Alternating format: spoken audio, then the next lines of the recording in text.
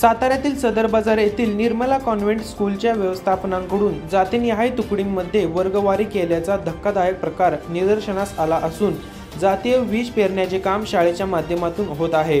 विद्यार्थ्यांच्या मनामध्ये जातीय द्वेष बिंबवला जात आहे। भारतात अखंड एकता आहे, धर्मनिरपेक्षता आहे, संविधानावर देश चालतो। याच देशात निर्मला कॉन्व्हेंटकडून चुकीचा निर्णय होत असून त्यांचे लाड आम्ही खपवून घेणार नाही, असा इशारा विश्व हिंदू परिषदेचे जिल्हा अध्यक्ष विजयकुमार गाडवे यांनी दिला आहे। यावेळी शाळेच्या समोर आंदोलन करत शाळेच्या गेटलाच निवेदन चिटकावून नोटीस बजावण्यात आली। अचानक हिंदुत्ववादी संघटनांनी केलेल्या आंदोलनाच्या पार्श्वभूमीवर सातारा पोलीस ठाण्याचा मोठा बंदोबस्त शाळेच्या बाहेर होता। API शितोळे यांच्यासह कर्मचारी उपस्थित होते। मी विश्व हिंदू परिषद जिल्हा अध्यक्ष आणि जिल्हा मंत्री विजय गाडवे।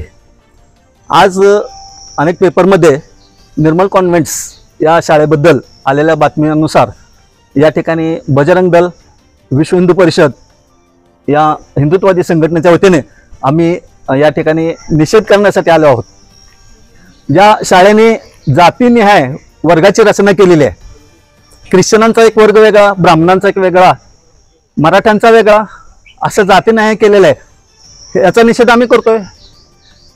स्वातंत्र्यपूर्व काळामध्ये ब्रिटिशांनी जे राबवलं हे जरी हे ख्रिश्चन जरी मिशनरी संस्था असेल तरी या ठिकाणी हे करणं पूर्ण निंदनीय आहे, याचा आम्ही निषेध करतोय।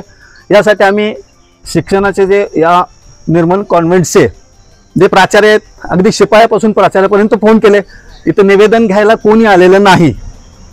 आम्ही जिल्हा शिक्षणाधिकारी कोळेकर ताईंनाही फोन केला, त्यांनी सांगितलं आज सुट्टी असल्यामुळे कोणच इथं उपलब्ध होऊ शकणार नाही।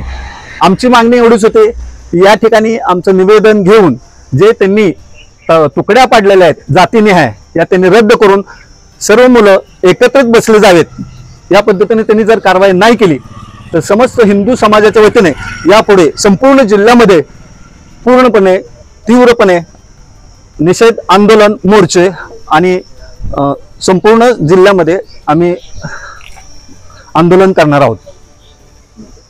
सदाशिवप्रमाणे हिंदुत्ववादी संघटनाचं काम करतो। आज या ठिकाणी निर्मल कॉन्व्हेंट नावाची जी शाळा आहे, या शाळेच्या अनेक दिवस तक्रारी आहेत। या तक्रारी अशा आहेत की आत्ता जी वर्तमानपत्रामध्ये जी बातमी आहे की जातीनिहाय त्यांनी तुकड्या पाडलेल्या आहेत आणि हिंदू समाजाला जातीमध्ये फोडण्याचं षडयंत्र हे पूर्वीपासून चाललेलं आहे आणि हे उघडपणे आणि अधिकृतपणे शाळेचं प्रशासन या पद्धतीनं कामकाज करत आहे। त्याचा आम्ही निषेध करण्याकरता आणि त्याला वचक बसवण्याकरता आज आम्ही सगळे या ठिकाणी एकत्र आलो होतो।